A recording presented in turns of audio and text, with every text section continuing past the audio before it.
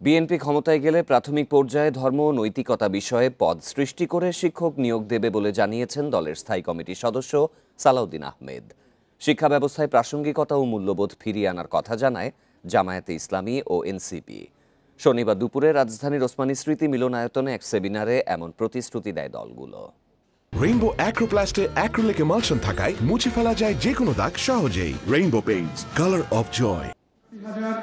457টি সরকারি, বাকিগুলি প্রাথমিক বিদ্যালয়ে ধর্মীয় শিক্ষক নিয়োগ ও মূল্যবোধ পরিপন্থী সিদ্ধান্ত বাতিলের দাবিতে শনিবার রাজধানীর ওসমানী স্মৃতি মিলনায়তনে সেমিনার আয়োজন করে জাতীয় মূল্যবোধ সংরক্ষণ পরিষদ।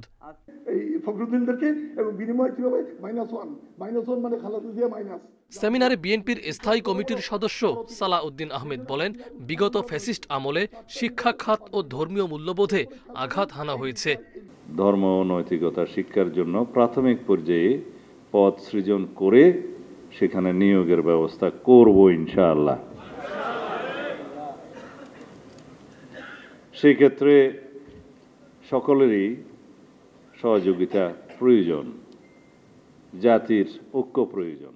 সুষ্ঠু জাতি গঠনে প্রাথমিক বিদ্যালয়ের 2 কোটি শিশুর জন্য ধর্মীয় শিক্ষক আবশ্যক বলে জানায় জামায়াত ও এনসিপি। ক্ষমতায় গেলে শিক্ষা ব্যবস্থায় প্রাসঙ্গিকতা ও মূল্যবোধ ফিরিয়ে আনার কথা জানায় দল দুটি।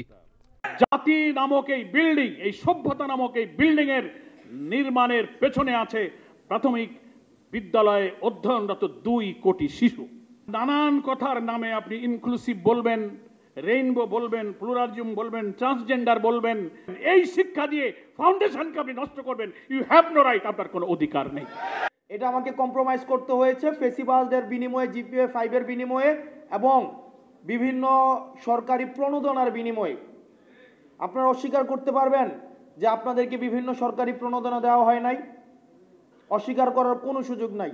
সেমিনারে শিক্ষা ও মূল্যবোধে আঘাত হানে এমন সব সিদ্ধান্ত বাতিলের দাবি জানান বক্তারা।